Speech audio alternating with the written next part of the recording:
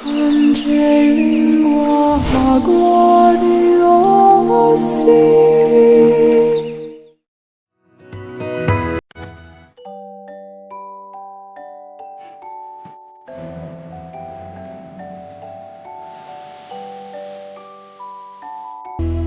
நெஞ்சுக்கு நெருக்கமான வேரிதாஸ் அன்பு நெஞ்சங்களுக்கு என் அன்பான வணக்கங்கள். மீண்டும் உங்களை சந்திப்பதில் பெருமகிழ்ச்சி. இதோ இன்றைய தினம் உங்களோடு பகிர விரும்புவது, நாம் இறைவனிடம் கேட்டுக்கொண்டே இருக்கின்றோம். நாட்கள் வாரங்களாகி, வாரங்கள் மாதங்களாகி, மாதங்கள் வருடங்களாகி, நாம் கேட்டது கிடைக்காத போது தொய்வடைந்து போகிறோம், நலிவடைந்து போகிறோம், பின்வாங்குகின்றோம், ஆண்டவரை நோக்கி ஜெபிப்பதையே கைவிட்டு விடுகிறோம். சில வேளைகளில் ஆண்டவரிடம் கோபம் கூட கொள்கிறோம். இதோ இன்று உங்களுக்கு ஒரு செய்தி. ஒரு கணவன் மனைவி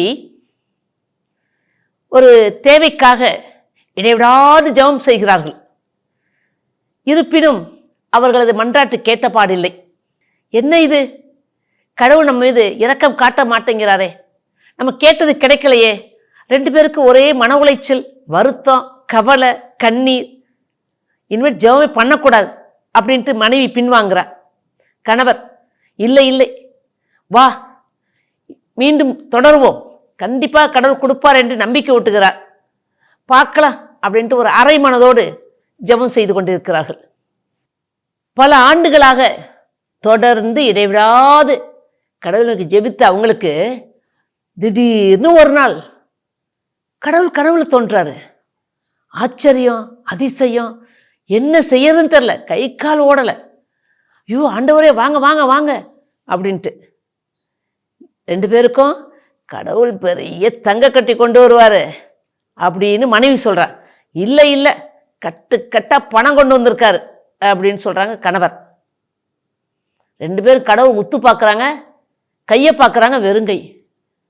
என்னடாதுன்னு பாதி மனசு சொங்கி போயிட்டாங்க. அடுத்து கடவுள் என்னதான் சொல்கிறாருன்னு பாப்பவன் பார்க்குறாங்க. கடவுள் சொல்கிறார், பிள்ளைகளே, இதோ நான் உங்களுக்கு ஒரு வேலை தருகிறேன், அதை திறம்பட செய்து என்னை வந்து பாருங்கள் என்று. அது என்ன வேலை? இன்று இரவு முழுவதும் 2 பேரும் கடற்கரைக்கு சென்று முத்துச்சிப்பிகளை பொறுக்கி வாருங்கள், காலையில் என்னை வந்து சந்தியுங்கள் என்று சொல்லிவிட்டு கடவுள் மறைந்து விட்டார். இவங்களா புலம்பல் ஆரம்பிச்சிருச்சு.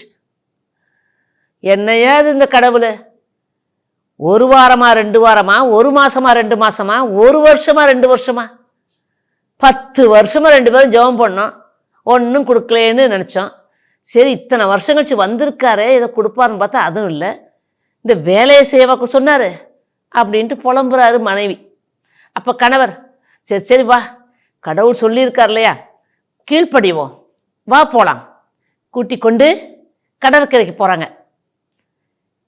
இரவு முழுவதும் பொறுக்க சொன்னாங்க இல்லையா, சரி வா பொறுக்கோன்ட்டு 2 பேரும் 2 கோணி பையை எடுத்துகிட்டு போய் அந்த முத்துச்சிப்பியை கடற்கரை மண்ணில் பொறுக்கிக்கிட்டே இருக்கிறாங்க. திடீர்னு பார்த்தா ஒரு 2 மணி நேரம் பொறுக்கியிருப்பாங்க. மனைவிக்கு தூக்கம் தாங்க முடியல, அப்படியே அங்கனே படுத்து தூங்கிட்டாங்க. கணவர், சரி நம்மளாவது செய்வோம் அப்படின்னு பொறுக்கிட்டு இருக்காங்க, சிப்பிகளை கலெக்ட் பண்ணிகிட்டே இருக்காங்க. கொஞ்ச நேரத்தில் அவரும் அயர்ந்து உறங்கிட்டார்.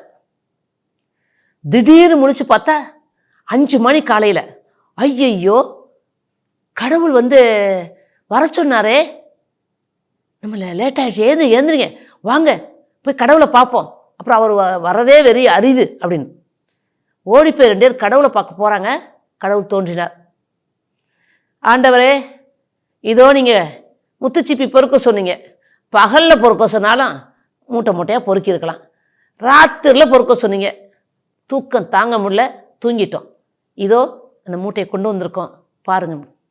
அப்போ கடவுள் சொல்கிறாரு, அந்த மூட்டையில் இருக்க சிப்பியை ஒன்று ஒன்றா திறந்து பாருங்க.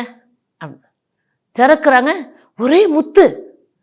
அட்டடடா, சூப்பர் சூப்பர், கடவுளே என்ன செய்யுத, எடுத்து பயன்படுத்தி பணக்காராகலாங்கன்னு சொன்னாங்க. இதை முன்னாடியே சொல்லியிருக்க கூடாதா?